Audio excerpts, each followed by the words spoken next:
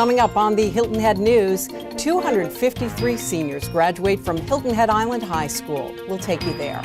Also ahead, the Low Country Immigration Coalition holds a community meeting on immigration reform. Stand by, the Hilton Head News is next.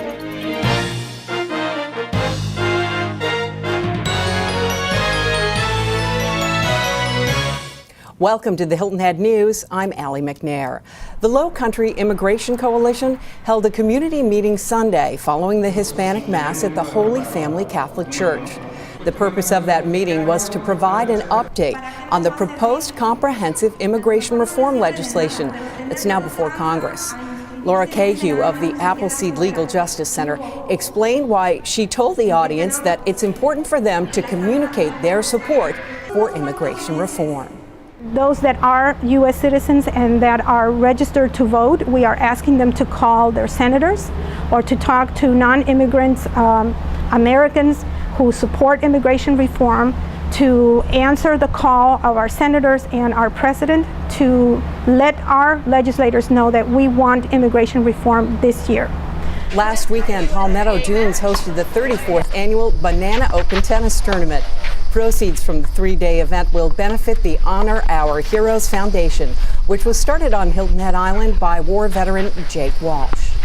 This is our greatest fundraiser every year for Honor Our Heroes. The money that we get from here is going to be used to do one of three things. Right now, Honor Our Heroes is focusing on school tuition assistance for veterans that need money for school. If their benefits aren't fully paying for their education, we would like to fill that gap. We're also doing local veteran-owned small business grants to help out, and we're working with NAMI right now to try to bring mental wellness to the island. Jake mentioned NAMI, that's the National Alliance on Mental Illness. He explains that currently veterans who live on Hilton Head Island and need assistance with mental wellness must travel to Beaufort or Savannah for services. On Friday night, several hundred spectators came to Long Cove Club's tennis courts to watch the finals matches of the Pro League of Hilton Head Island. The league was founded in 2011 to give local tennis professionals and highly ranked amateurs a place to play competitive tennis. The first place winners in this year's Pro League, Players World, Island Dental took second. Last Monday night, 253 Hilton Head Island High School seniors graduated from their school. Ty Brown was there.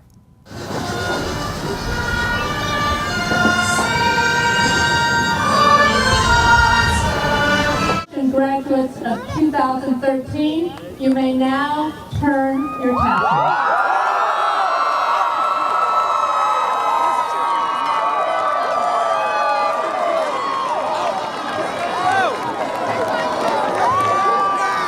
This is Ty Brown reporting live with WHHI at the 2013 graduation ceremony for Hilton Head High School. Just out here to get some live footage for you, wish them some words of encouragement, and to see what they have planned for the near future. All I just want to say is that we did it, we made it, and it was a long time coming. Woo! Class of 2013.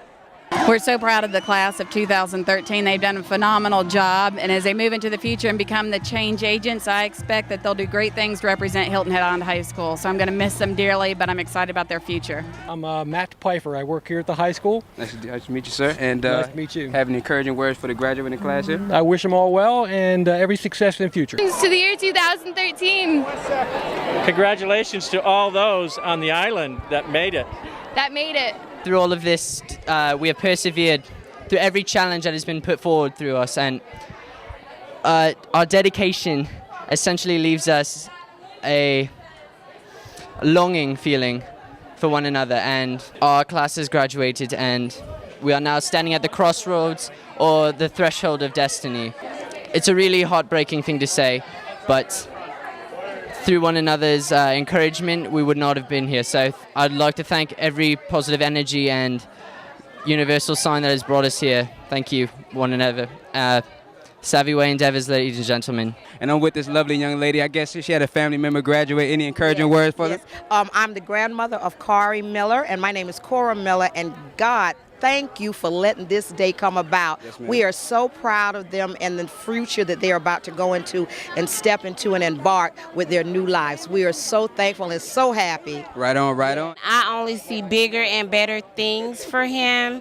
And just remember that name, Kari Dijon Miller, because the sky is the limit for my baby. Daddy. This is my son, Kari Miller. I'm very proud of him. It's been a long, hard road, but thank God we finally made it. And may he's prosper and many, many good things to come in the future. Thank you. Love you, son. Mwah. Yeah. Back to you, Allie.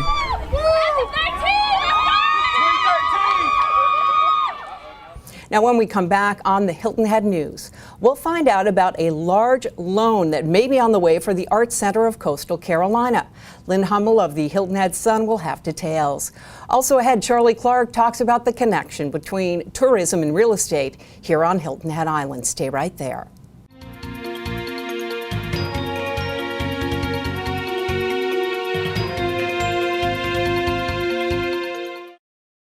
Welcome to Brown Golf, where playing here has its rewards. Purchase a 20-round package of golf prior to May 1st, 2013, and receive a full day with yours truly. That's 18 holes of golf, 2-hour mini school, and lunch. To purchase that package, go to browngolfmanagement.com. That's browngolfmanagement.com. Now, let's go humble the golf course.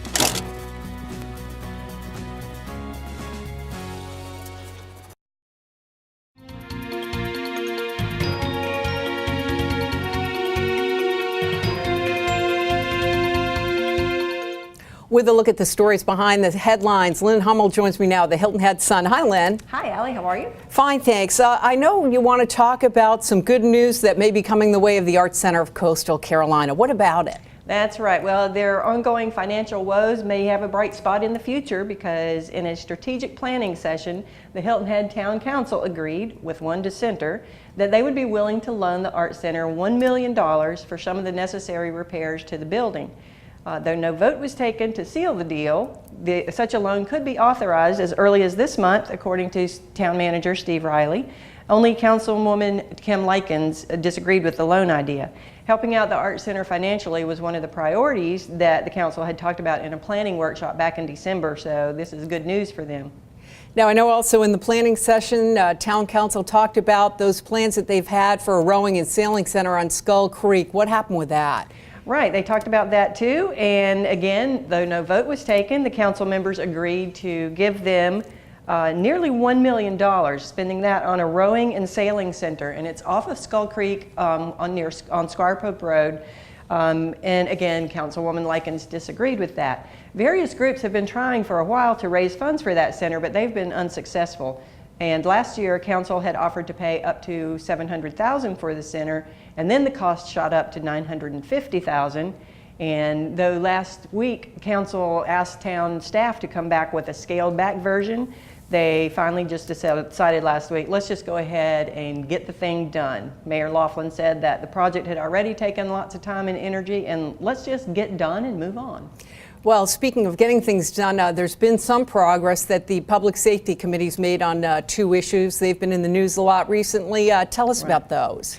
Right. The Public Safety Committee has recommended bans on these two activities, texting while driving and also open burning in the yards, deemed it's unsafe for participants and for those nearby. Their support, which will be considered by Town Council possibly as early as June 18th, could get the first of two required readings before both becoming new town ordinances. The texting ordinance would make it illegal to read or to send a text message while driving within town limits, but it would not affect phone calls, GPS usage, or music players. The burning ban would make it illegal to burn openly in yards, like yard trash, pine cones, and that sort of thing. Something that people say could lead to wildfires, while others say that it's kind of a tradition among their communities and among the native island communities. It's part of their culture. Well, Lynne Hummell, I know you'll keep us updated on the progress on those two issues, what ends up happening. We appreciate your time here on the Hilton Head News. Thanks so much. Thank you, Allie. Recently, we had a chance to ask Charlie Clark of the Hilton Head Island-Bluffton Chamber of Commerce about the connection between real estate and tourism. She said that the Low Country has gotten national media attention not only for being a great tourist destination, but also it's gotten attention for its real estate as well. I know you're going to talk a little bit today about real estate and tourism and whether or not there's a connection there in our area. Talk about that if you would. Well, you can't really talk about our Low Country business community without talking about real estate. You know, we were recently noted by CNN Money Reports as one of the top 5 markets for second homes and for real estate, and those rankings make a difference. Any other good news as far as real estate sales go here in the Low Country? You know, anytime you can get those rankings, it's great. You can be in the news. It's always great. There's lots of great news happening in real estate. As a matter of fact, we had over a 21% increase in closings in 2012. That shows that we're kind of in turnaround mode in terms of our economy. With the Heritage coming up, that bodes well too. Lots of visitors to our area and lots of coverage for our area as well. Well, you mentioned visitors to the area for the RBC Heritage. When you look at tourism and its connection to real estate, how are they really intertwined? Well, you know, the Chamber recently commissioned a second homeowner study. We found out that, you know, no big secret that today's visitors are tomorrow's residents. It takes about 5 to 7 trips before someone decides to buy real estate in the Low Country. And fortunately for us, we have about a 70% repeat rate in visitorship. So it helps real estate, it helps the rest of the economy as well.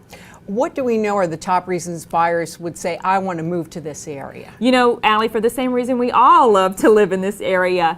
It's great quality of life and all the things we have to offer here. And you know, the internet has actually made it so much easier. Since about 2009, believe it or not, there's been about a 259% increase in internet searches. So people can vacation on Hilton Head, they can research it, they can look at it, and hopefully continue to buy real estate in our area. And national coverage of the area, how much does that impact our local market? You know, it builds awareness, and you can never argue with awareness. Just as we talked about just a few moments ago, the Heritage, that's the millions of viewers that are going to see that. Anytime you have those rankings, anytime you get that editorial coverage, it builds awareness. And for people who are looking at retiring, looking at that second home market, it's just one more way to stay top of mind with them. Well, Charlie Clark, Vice President of Communications for the Hilton Head Island-Bluffton Chamber of Commerce, thank you so much for joining us here on the Hilton Head News. Thanks, Allie.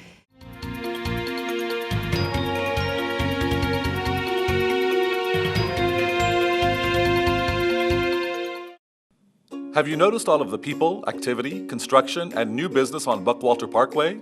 Buckwalter Place is a 94-acre knowledge-based, mixed-use, new town development in Bluffton, South Carolina, and is the focus and nexus of a significant amount of economic, commercial, governmental, educational, entertainment, social, and cultural activity in southern Beaufort County. If you haven't already, visit Buckwalter Place and experience it for yourself.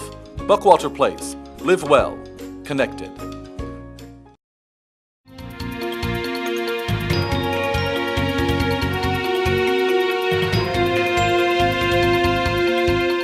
We're back with more on the Hilton Head News, and joining us as promised, Principal Amanda Onan of Hilton Head Island High School.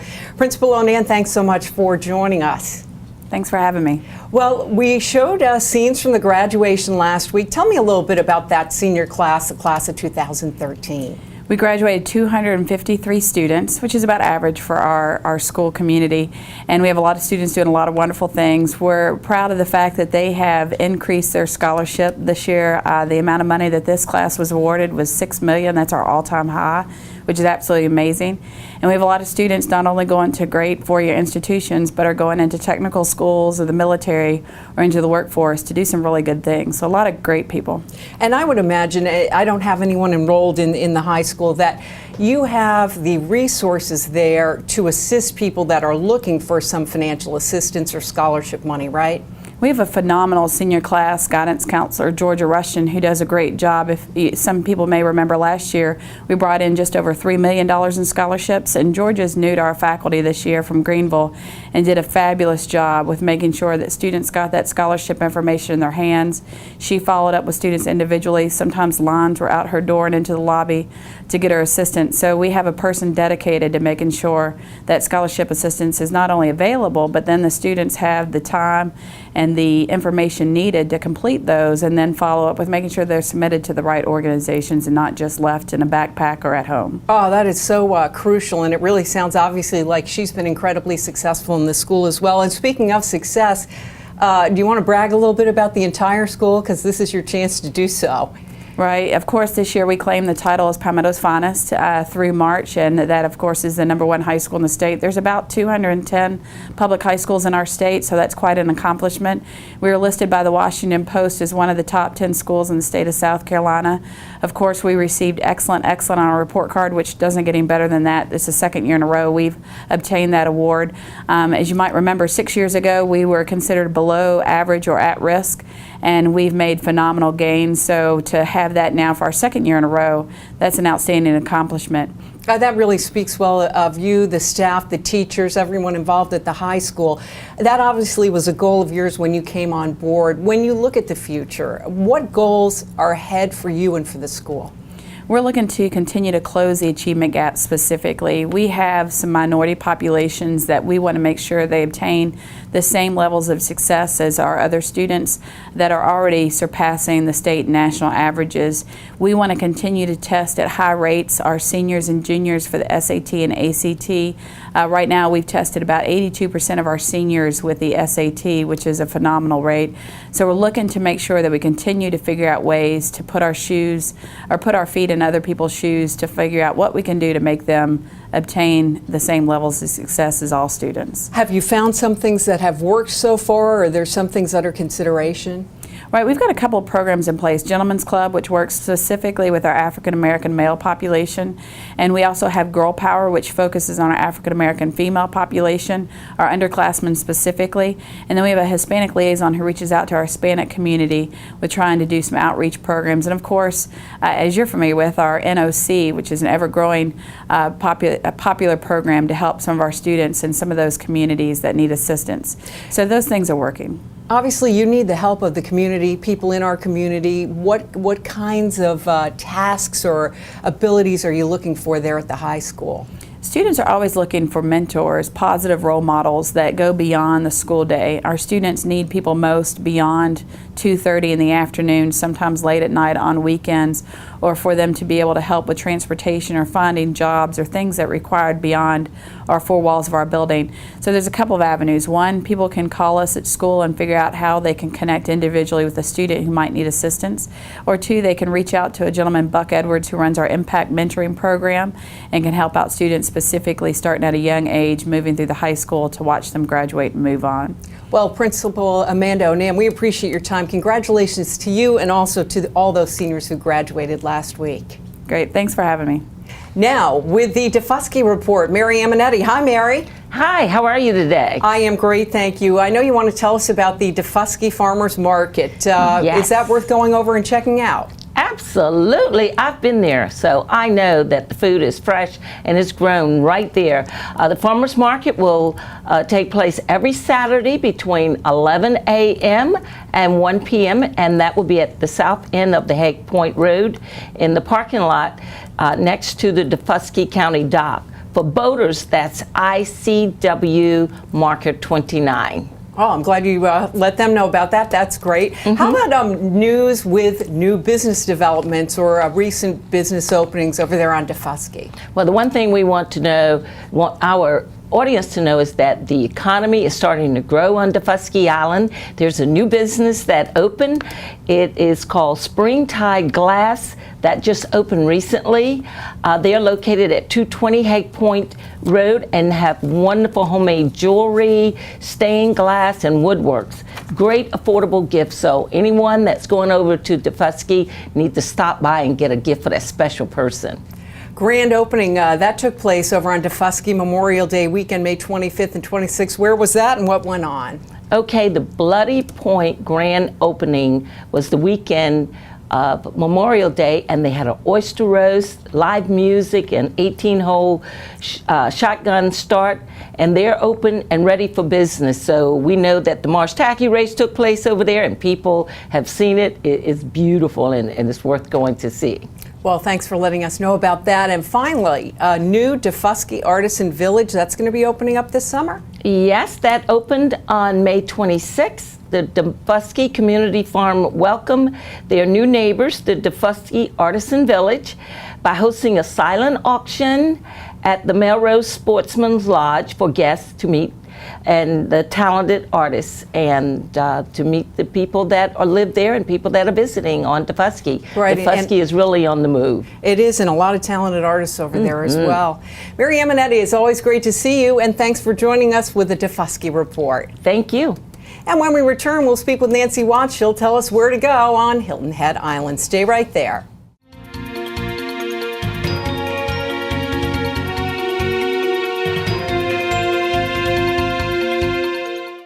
How's the air temp at your house? Hotter?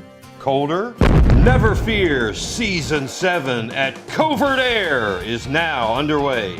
If your home is not in the comfort zone, we can be on the scene today. Clean a little coil, find a little leak. If it's over the hill, replace it. Summer's coming, have no worries. Sit back, relax, and stay cool. Covert Air to the rescue. Available 24 hours a day, 7 days a week.